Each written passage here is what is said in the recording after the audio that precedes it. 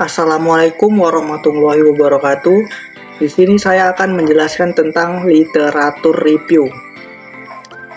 Dan di sini langsung saja, yaitu definisi literatur review, yaitu suatu rangkuman dan analisis kritis dari berbagai literatur atau sumber yang relevan dengan topik atau masalah yang sedang diteliti. Dalam konteks penelitian, literatur review bertujuan untuk memahami apa yang telah diteliti sebelumnya, mengidentifikasi kekosongan dalam pengetahuan yang ada, serta memberikan dasar untuk penelitian lebih lanjut. Yaitu ada 4. Yang pertama, memahami landasan teoritis. Yang kedua, mengidentifikasi penelitian sebelumnya. Yang ketiga, menyusun hipotesis atau pertanyaan penelitian. Yang keempat, menunjukkan relevansi penelitian. Literatur review adalah proses sistematis untuk merangkum, menganalisis, dan mengevaluasi hasil penelitian sebelumnya terkait topik yang sedang diteliti, yaitu tujuannya untuk memahami teori dan konsep dasar. Yang kedua, mengidentifikasi kesenjangan penelitian yang belum dieksplorasi. Yang ketiga, menilai metodologi yang digunakan dalam penelitian sebelumnya. Yang keempat, meningkatkan penelitian dengan menghindari kesalahan yang sama. Yang kelima, yaitu memberikan dasar untuk merumuskan hipotesis dan pertanyaan penelitian.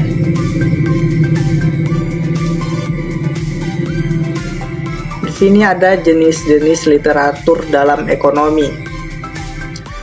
Dalam literatur review terdapat 3 jenis literatur.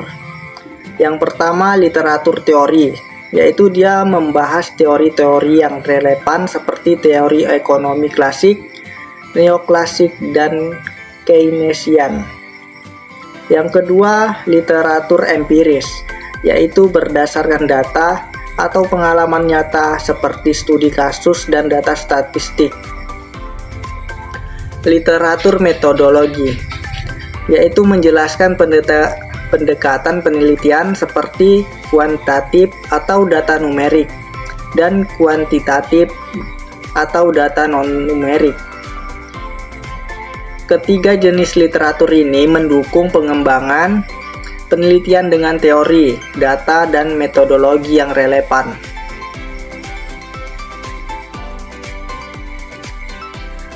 Pentingnya literatur review dalam penelitian ekonomi, yaitu memberikan landasan teori untuk penelitian.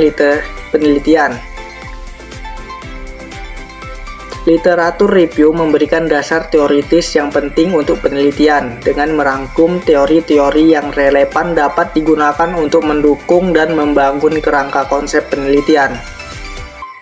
Yang kedua, mengidentifikasi celah atau masalah dalam penelitian sebelumnya, yaitu melalui literatur review, peneliti dapat menemukan area yang kurang dieksplorasi atau masalah yang belum terpecahkan dalam penelitian sebelumnya, sehingga membuka peluang untuk peneliti lebih lanjut. Yang ketiga, membantu menentukan arah penelitian baru. Dengan memahami penelitian yang telah dilakukan sebelumnya, literatur review membantu peneliti merumuskan arah penelitian yang lebih spesifik, relevan, dan inovatif, serta menentukan hipotesis yang lebih jelas. Proses menyusun literatur review. Langkah-langkah dalam menyusun literatur review yaitu menentukan topik penelitian. Langkah pertama adalah memilih topik penelitian yang jelas dan spesifik, yang relevan dengan bidang yang ingin diteliti. Topik ini akan menjadi fokus utama dalam mengumpulkan dan menganalisis literatur. Mengumpulkan sumber-sumber utama. Setelah topik ditentukan, langkah selanjutnya adalah mengumpulkan literatur yang relevan seperti jumlah ilmiah, buku teks, artikel akademis, laporan penelitian, dan sumber lainnya. Yang terkait dengan topik penelitian, gunakan database akademis seperti Google Scholar, JSTOR, atau pustaka universitas. Yang ketiga, menyusun dan menganalisis literatur. Setelah sumber-sumber terkumpul, langkah selanjutnya adalah menyusun literatur berdasarkan tema atau kategori yang relevan. Selanjutnya, analisis setiap sumber untuk menilai kualitas, kontribusi, dan relevansi literatur terhadap topik penelitian, serta mengidentifikasi kesenjangan atau area yang belum diteliti lebih lanjut.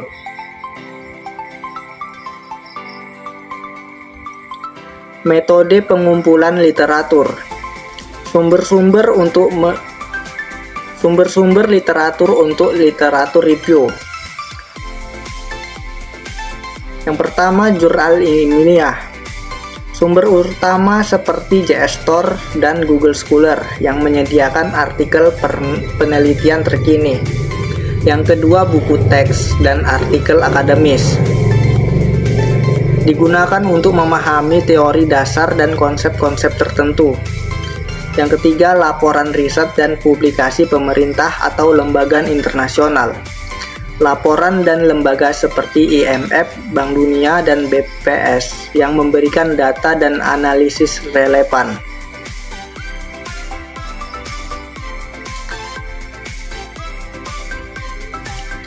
Teknik analisis literatur.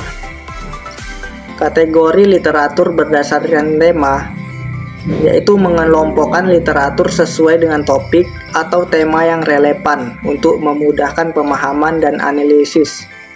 Misalnya, membagi literatur menjadi kategori seperti teori ekonomi, metode penelitian, atau temuan empiris.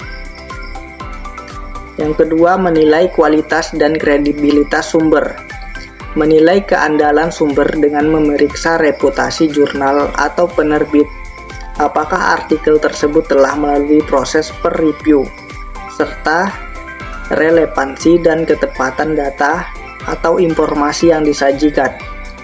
Yang ketiga, mengidentifikasi tren dan pola dalam literatur, yaitu menganalisis literatur untuk menentukan pola atau tren yang berkembang dalam bidang penelitian. Hal ini bisa mencakup perubahan dalam metodologi, temuan yang konsisten, dan arah baru dalam penelitian. Pendekatan dalam literatur review. Pendekatan naratif, yaitu pendekatan ini memberikan deskripsi umum tentang literatur yang ada tanpa perlu mendalam. Biasanya literatur disajikan secara kronologis atau tematik, bertujuan untuk memberikan gambaran luas tentang topik penelitian. Yang kedua, pendekatan sistematik, yaitu pendekatan ini melibatkan evaluasi kritis terhadap literatur yang ada. Peneliti menganalisis literatur dengan cara yang lebih terstruktur, menilai metodologi, temuan, dan kualitas setiap sumber, serta mencari kesenjangan atau area yang perlu dieksplorasi lebih lanjut. Literatur dalam ekonomi mikro. Yang pertama, teori konsumsi dan produksi. Menganalisis keputusan konsumsi oleh individu dan keputusan produksi oleh perusahaan untuk memaksimalkan keuntungan. Yang kedua, teori pasar dan struktur pasar, yaitu mempelajari cara pasar berfungsi dan berbagai jenis struktur pasar seperti persaingan, sempurna, monopoli, dan oligopoli. Yang ketiga, ekonomi perilaku, yaitu mengkaji pengaruh faktor psikologis dan sosial dalam pengambilan keputusan ekonomi individu yang tidak secara rasional.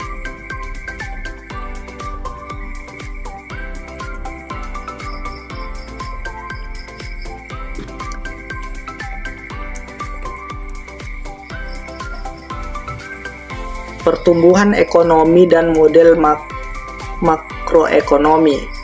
menganalisis faktor-faktor yang mempengaruhi pertumbuhan ekonomi jangka panjang seperti investasi, tabungan, teknologi, dan kebijakan pemerintah. Model makroekonomi digunakan untuk memahami hubungan antar variabel ekonomi seperti output, pendapatan, dan pengeluaran. Inflasi, pengangguran, dan kebijakan fiskal.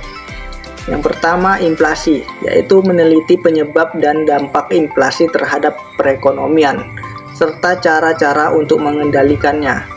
Yang kedua, pengangguran, yaitu menganalisis penyebab dan dampak pengangguran, serta kebijakan dapat mempengaruhi tingkat pengangguran. Yang ketiga, kebijakan fiskal, mempelajari peran pemerintah dalam mengatur pengeluaran dan pajak untuk mempengaruhi ekonomi, termasuk untuk mengatasi inflasi dan pengangguran. Ekonomi internasional dan perdagangan internasional, yaitu menganalisis hubungan ekonomi antar negara, termasuk teori perdagangan internasional, kebijakan perdagangan, dan dampak globalisasi terhadap perekonomian suatu negara.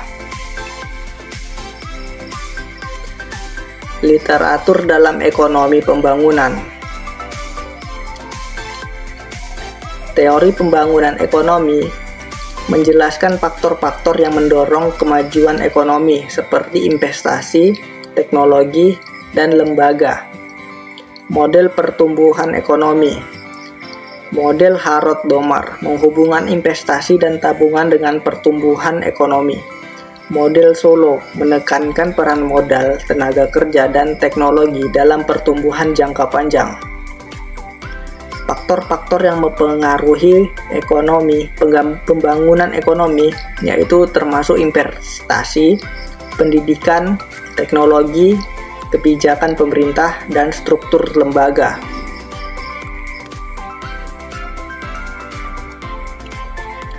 Ekonomi sumber daya alam. 1. Kelangkaan sumber daya alam. Menganalisis dampak kelangkaan sumber daya alam pada keputusan ekonomi dan pengelolaannya. Teori ekonomi lingkungan dan keberlanjutan, yaitu membahas hubungan antara ekonomi dan lingkungan, serta pentingnya pembangunan yang berkelanjutan. Dampak ekonomi dari perubahan iklim, yaitu meneliti efek perubahan iklim terhadap ekonomi, termasuk kerugian ekonomi dan kebutuhan kebijakan adaptasi. Ekonomi perilaku, yaitu pengenalan ekonomi perilaku, mempelajari pengaruh psikologis, sosial, dan emosional terhadap keputusan ekonomi yang sering tidak rasional. Yang kedua, keputusan ekonomi yang tidak rasional menunjukkan bagaimana individu sering membuat keputusan yang menyimpang dan rasional, seperti bias kognitif dan pengaruh sosial. Yang ketiga, teori dan eksperimen, yaitu meliputi teori prospek yang menjelaskan ketidaksukaan terhadap kerugian dan eksperimen untuk menguji perilaku ekonomi yang tidak rasional. Literatur tentang kebijakan ekonomi. Kebijakan moneter dan fiskal. Kebijakan moneter, yaitu melibatkan pengaturan jumlah uang beredar dan suku bunga oleh bank sentral untuk mencapai stabilitas harga dan pertumbuhan ekonomi.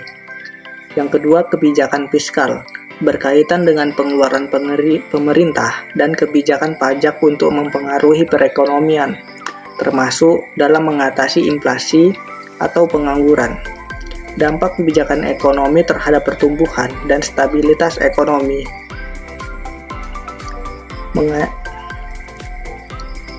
Menganalisis bagaimana kebijakan moneter dan fiskal mempengaruhi pertumbuhan ekonomi, inflasi, pengangguran, dan kestabilan ekonomi secara keseluruhan. Literatur tentang kebijakan sosial dan kesenjangan, mempelajari kebijakan yang bertujuan untuk meningkatkan kesejahteraan sosial seperti program pengentasan kemiskinan, pendidikan, dan kesehatan, serta dampaknya terhadap kualitas hidup masyarakat dan distribusi pendapatan.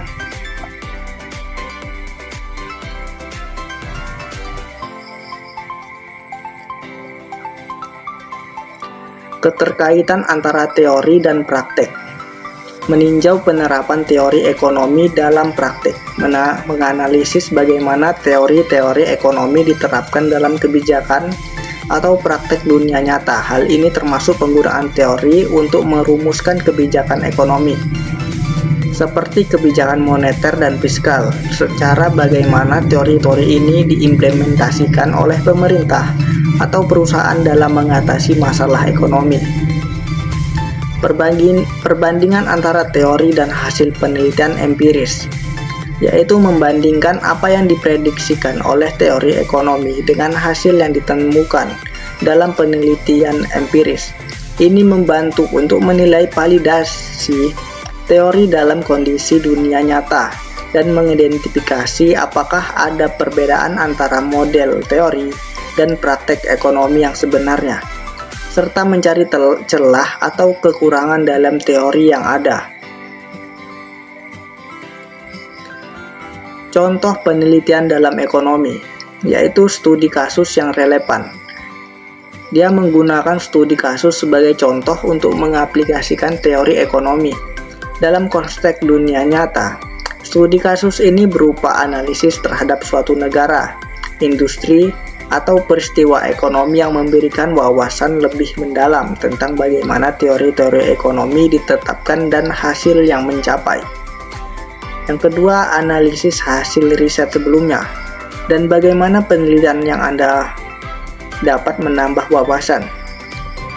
Menganalisis hasil riset yang telah dilakukan sebelumnya untuk memahami kesenjangan, temuan utama, dan area yang kurang dieksplorasi.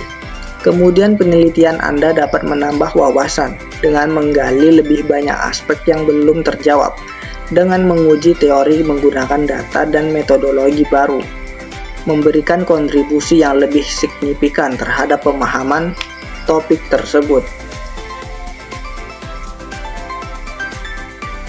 Gap dalam literatur ekonomi.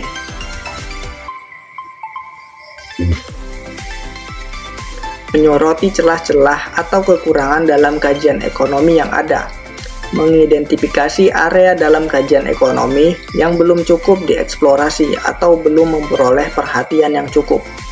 Celah ini bisa berupa ketidaksesuaian antara teori dan praktek, keterbatasan dalam metodologi yang digunakan, atau masalah yang belum bisa dipecahkan dalam penelitian sebelumnya, seperti ketidakmampuan model ekonomi dan menggambarkan dalam fenomena dunia nyata. Menyusun pernyataan penelitian yang relevan untuk mengisi gap tersebut, seperti mengidentifikasi celah dalam kajian yang ada. Langkah berikutnya adalah merumuskan pertanyaan penelitian yang relevan dan berfokus pada isu yang belum terselesaikan. Pertanyaan ini sebaiknya spesifik dan diuji secara empiris dan berkontribusi pada pengembangan teori atau praktek ekonomi yang lebih baik. Kritis terhadap literatur yang ada. Yang pertama yaitu kelebihannya, dia menyediakan kontribusi signifikan dalam teori atau bukti empiris yang kuat. Untuk kekurangannya, dia bisa mencakup ketidaksesuaian antara teori dan praktek, sampel yang terbatas, atau kurangnya eksplorasi di beberapa area. Analisis bias dan keterbatasan. Bias seperti bias konfirmasi atau pemilihan sampel yang tidak representatif. Keterbatasannya yaitu keterbatasan data, metodologi yang kurang kompleks, atau faktor eksternal yang tidak diperhitungkan. Tren dan tema dalam literatur ekonomi. Ekonomi digital. Dampak teknologi digital seperti e-commerce dan AI terhadap pasar dan ekonomi global. Globalisasi, pengaruh globalisasi pada perdagangan internasional, mobilitas modal, dan ketimpangan antar negara. Ketidaksetaraan, fokus pada ketidaksetaraan pendapat dan kekayaan serta dampaknya terhadap pertumbuhan dan stabilitas sosial. Perubahan paradigma dalam teori dan praktik ekonomi. Pergeseran dari model ekonomi tradisional ke ekonomi perilaku yang mengakui faktor fisiologis dalam keputusan, serta fokus pada ekonomi berkelanjutan yang mempertimbangkan aspek lingkungan. Literatur tentang ekonomi global. Dampak globalisasi terhadap ekonomi nasional. Globalisasi membuka akses pasar internasional, meningkatkan perdagangan dan investasi asing, namun juga meningkatkan ketergantungan pada pasar global yang rentan terhadap fluktuasi. Dampak positifnya termasuk pertumbuhan ekonomi, sementara dampak negatifnya bisa berupa ketimpangan pendapatan dan kehilangan pekerjaan di sektor tertentu. Literatur mengenai pasar global, krisis ekonomi, dan integrasi ekonomi internasional. Pasar global mempelajari integrasi pasar internasional dan dampak kebijakan perdagangannya. Krisis ekonomi meneliti dampak krisis global seperti krisis finansial 2008 terhadap negara-negara dan kebijakan ekonomi.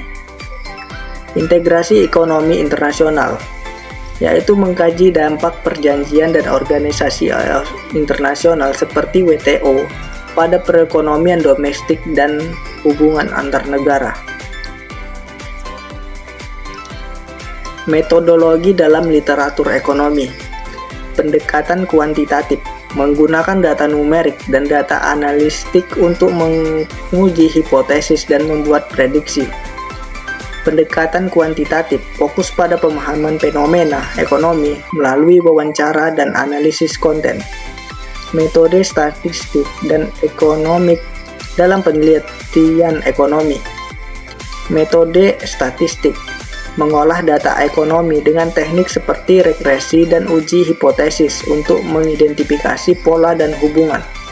Ekonometrik menggabungkan teori ekonomi dan statistik untuk menguji hubungan ekonomi dan meramalkan variabel di masa depan.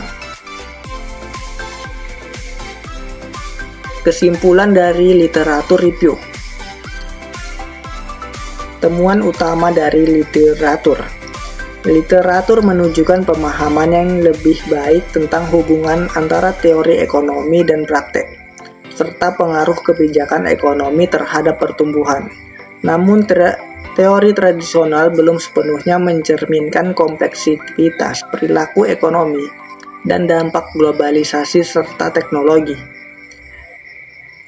Dampak ekonomi digital. Pengaruh terhadap ketimpangan pendapatan dan pasar negara. Ketidaksetaraan ekonomi, kebijakan untuk mengurangi ketidaksetaraan. Perubahan iklim, dampak ekonomi, dan kebijakan adaptasi. Integrasi ekonomi internasional, dampak kebijakan perdagangan terhadap perekonomian domestik.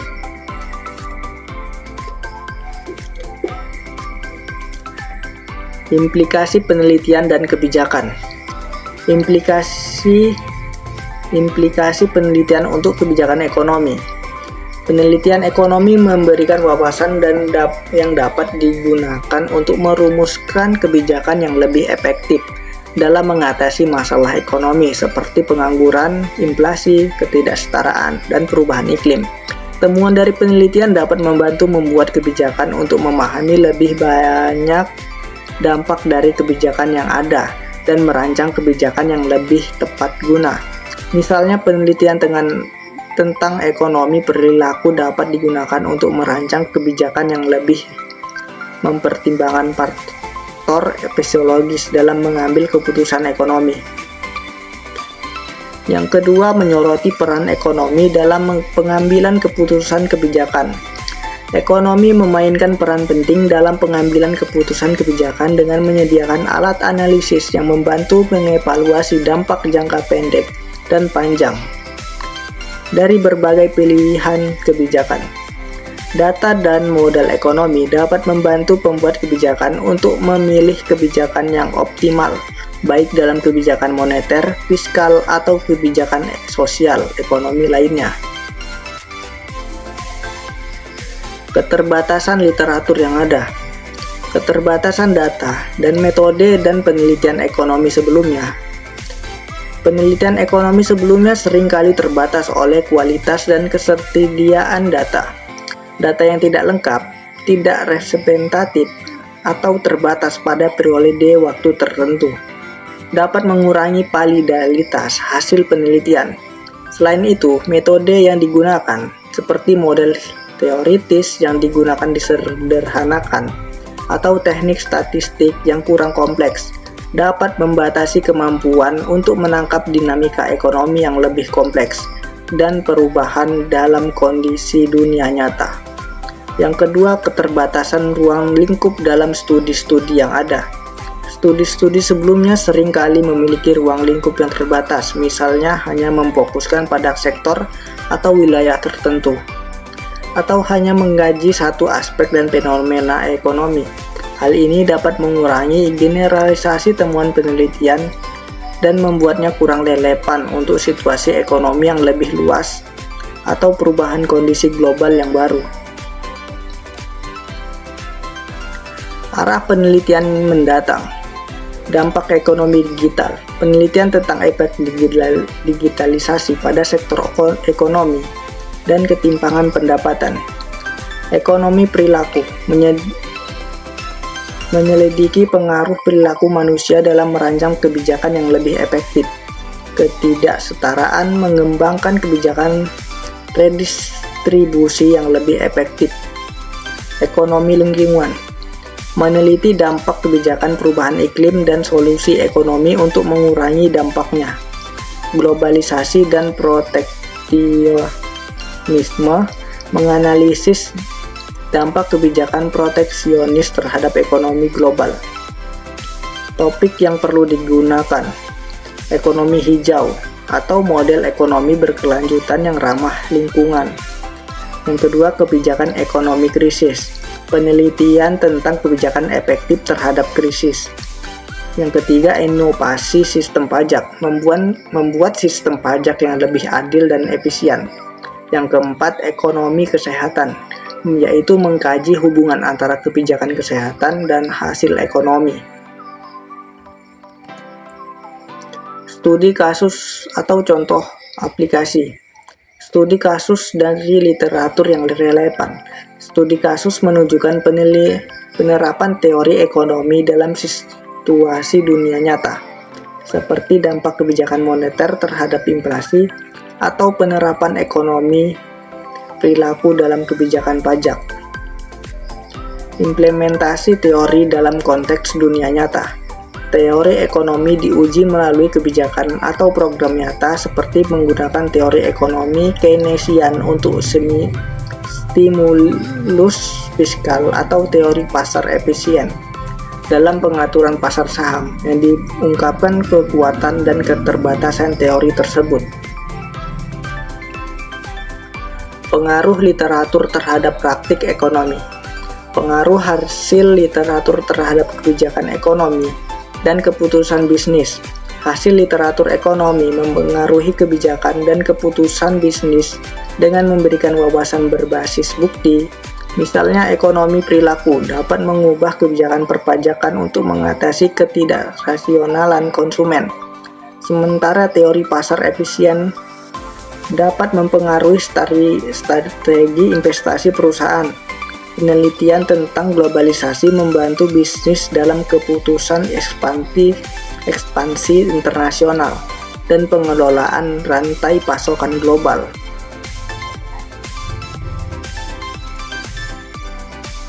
Kesimpulannya, landasan teori, yaitu dia memberikan dasar untuk memahami topik penelitian.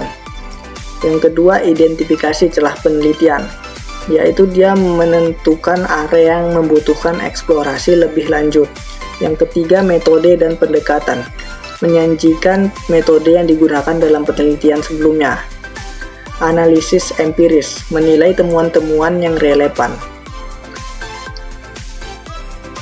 Yang kelima, pentingnya literatur review dalam penelitian ekonomi. Literatur review membantu membangun dasar teori mengidentifikasi celah penelitian, dan meningkatkan kualitas serta referensi penelitian ekonomi.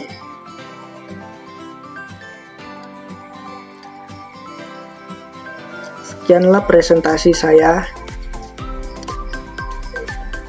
Lebih kurang mohon maaf. Wassalamualaikum warahmatullahi wabarakatuh.